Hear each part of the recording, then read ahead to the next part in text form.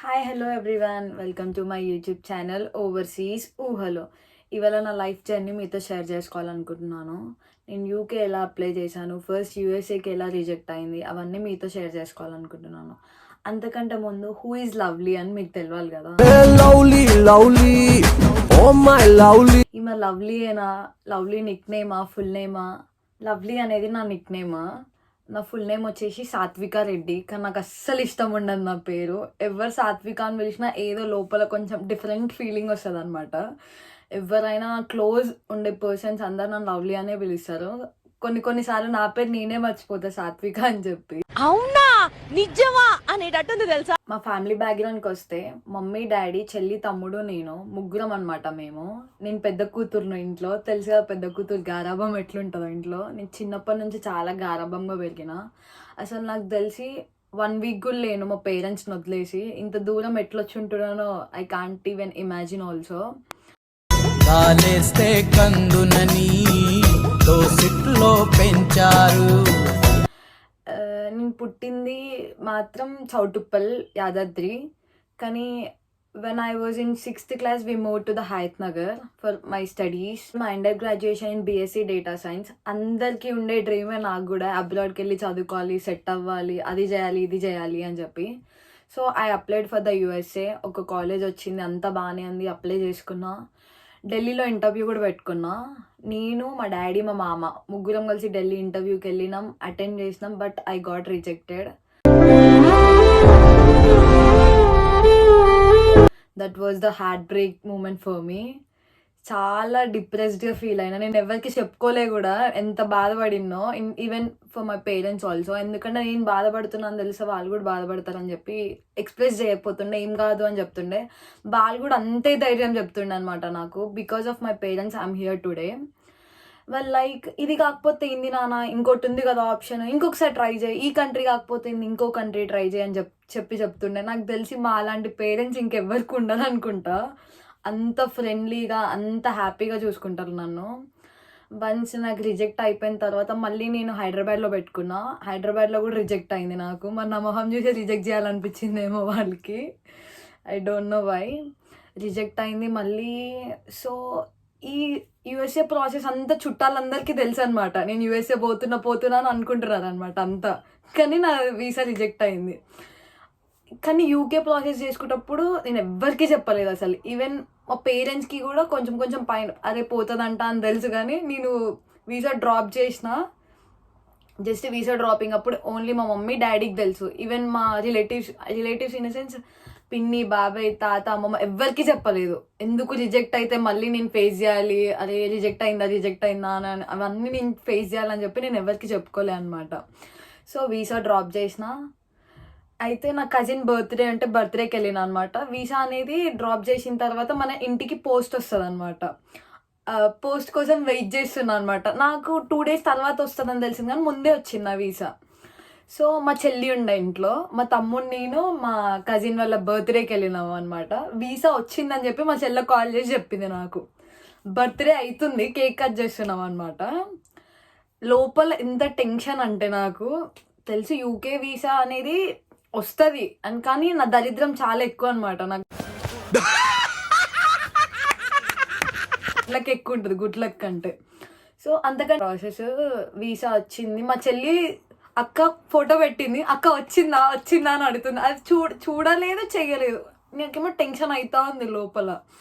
పెట్టింది, నాకు వీసా వచ్చింది. వీసా వచ్చిన తర్వాత కూడా నేను ఎవరికి చెప్పలే అనమాట. ఎందుకు పోతానో అని చెప్పి కూడా నేను ఎవరికి చెప్పలే.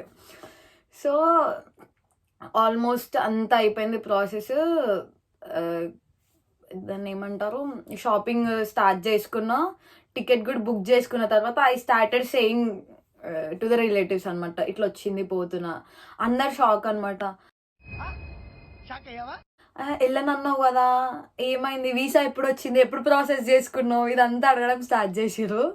కానీ నాకు చెప్పొద్దు అని కాదు, కాకపోతే రిజెక్ట్ అయితే మళ్ళీ నేను ఫేస్ చేయాల్సి వస్తుందని చెప్పి నేను ఎవరికి చెప్పలే అనమాట. వీసా డ్రాప్ చేసిన అని కూడా ఫాస్ట్గా షాపింగ్ చేసిన. అందరు షాక్లో ఉండే అనమాట. ఎందుకంటే వాళ్ళు యాక్సెప్ట్ చేయలేకపోయినారు. వితిన్ 1 week నేను అన్ని ప్యాక్ చేసుకొని వచ్చేసిన. ఎక్కువ టైం కూడా తీసుకోలేదు, ఎందుకంటే నా యూని ఆల్రెడీ స్టార్ట్ అయిపోయింది ఇక్కడ.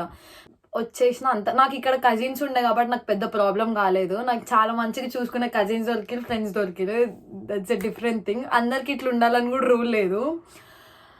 చేసుకున్నా. కానీ రిజెక్షన్స్ అనేవి లైఫ్లో చాలా ఫేస్ చేయాల్సి వస్తుంది. మనం ఫేస్ చెయ్యాలి. అది ఎవరైనా దేవుడికే తప్పలేదు మనకెంత. కాకపోతే రిజెక్షన్స్ వచ్చినప్పుడు we have to be very strong. ఇంకా పేరెంట్స్ సిబ్లింగ్స్ బట్టి కూడా ఉంటుంది మనము ఎంత ముందుకెళ్తున్నాం అనేది. నేను చెప్పాలంటే నాకు ఇంకా హైదరాబాద్లో ఢిల్లీలో 2 times రిజెక్ట్ అయినప్పుడు ఐ కాంట్ టేక్ అనమాట. అసలు నేను తీసుకోలేకపోయినా.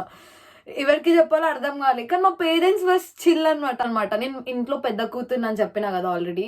తెలుసు కదా పెద్ద కూతురికి ఎంత గారాబం ఉంటుందో. నన్ను ఎంత మంచిగా చూసుకునేటుండే అంటే అమ్మమ్మ అయినా, తాత అయినా, పిన్ని, బాబాయ్, మామ, అత్తలు, మామలు, ఎవ్రీవన్ ఎంత హ్యాపీగా చూసుకుంటుండే, ఎంత మంచిగా చూసుకుంటుండే అంటే నన్ను. అంటే మనం ఇంట్లో ఇక కొంచెం ఒక రాణి లాగా అనమాట. మనం ఏం చెప్తే అదే. పట్టుకున్న కుందెలకి 3 కాళ్ళంటే 3 అంటుండే వాళ్ళు కూడా. అంత మంచిగా చూసుకుంటుండే. చాలా బాగా చూసుకుంటుండే నన్ను ఇండియాలో ఉన్నప్పుడు. I miss them. నాకు తెలిసి మా తాత బయట పడాడు అంత ఈజీగా. బాధని ఎక్స్ప్రెస్ చేసుకోడు, ఎప్పుడు లోపలనే పెట్టుకుంటాడు. కానీ ఆ రోజు నేను వచ్చేటప్పుడు లైక్ ఫుల్ ఆడపిల్లను కదా, ఇంత దూరం పంపుతున్నాం ఎట్లుంటుందో. నేను చెప్పిన కదా హాస్టల్లో కూడా నేను చిన్నప్పటి నుంచి నేను మా మమ్మీ డాడీ కిందనే పెరిగిన అనమాట. వాళ్ళతోనే అసలు నేను ఇంకేస్ చెప్పాలంటే నేను మా మమ్మీని వదిలేసి 1 week అమ్మమ్మ వాళ్ళ ఇంటికాడ ఉన్నా కూడా మమ్మీకి కాల్ చేసి మమ్మీ ఎప్పుడు వస్తావు, ఎప్పుడు పోదాం, ఎప్పుడు తీసుకుపోతాను అని చెప్పి కాల్ చేస్తుండే అనమాట. అంత అటాచ్ అయి ఉంటుండే. అట్లాంటిది ఇట్స్ బీన్ ఆల్మోస్ట్ 2 months నేను ఇండియాని వదిలేసి ఇక్కడ ఉంటున్నా. ఏదైనా మన మంచి కోసమే. ఇంకో స్టెప్ ముందుకేసినాము, ఇంత దూరం వచ్చినామంటే సెటిల్ అయ్యి వాళ్ళ కోసమే, వాళ్ళని హ్యాపీ చూసుకోవడానికే కాదు. ఇంకొకటి చెప్పాలంటే మనం అనుకున్నంత ఈజీగా ఉండదు అబ్రాడ్ లైఫ్. ఇంకా మేబీ చెప్పాలంటే నాకు కొంచెం ఈజీయే. ఎందుకంటే నాకు మంచి రూమ్మేట్స్ దొరికినారు, ఫ్రెండ్స్ దొరికినారు. నా రూమ్లో నా కజిన్సే. నేను మా అన్న వాళ్ళతోనే ఉంటా. అన్న వాళ్ళు ఎంత బాగా చూసుకుంటారంటే నన్ను కుకింగ్ అయినా, క్లీనింగ్ అయినా, ఏమొద్దు నాన్న నువ్వు కూర్చో నేను చేస్తామా అని అంటారు. అంత ప్రేమగా చూసుకుంటారు నన్ను. మేబీ టెన్షన్ ఉంటుంది ఇండియాలో ఉన్న వాళ్ళకి 110%. ఎట్లుంటుందో, తింటుందో లేదో అని. తిన్నా తినకపోయినా ఏం చెప్పాలో అర్థం కావట్లేదు నాకు. మనం ఒక పర్పస్ పైన వచ్చినాము ఇక్కడికి. నేను అబ్రాడ్ వచ్చిన అందరికీ చెప్తున్నా. నాకు అంటుండొచ్చు ఈ 2 monthsలో ఏం చూసింది ఇంతగానం చెప్తుంది అని చెప్పి. కానీ నాకు అర్థమైంది ఫ్యూచర్ ఎట్లుంటుందో. చుక్కలే. మనం అంత దూరం లోన్ తీసుకొని ఇక్కడికి వచ్చినందుకు we have to face all this. ఎందుకంటే మనం ఒక పర్పస్ పైన వచ్చినాం ఇక్కడికి. సెట్ అవ్వాలి, హ్యాపీగా ఉండాలి, ఇండియాలో పేరెంట్స్ని మంచిగా చూసుకోవాలి, ఇల్లు కట్టుకోవాలి, కార్ కొనుక్కోవాలి. ఇవన్నీ అందరికి ఉండే డ్రీమ్సే. అంతే. ఏం చెప్పినా కూడా తెలియదు. చెప్పాలనుకున్నా చెప్పినా. మేబీ ఏమైనా మిస్ అయ్యింటే నెక్స్ట్ వీడియోలో చెప్తా.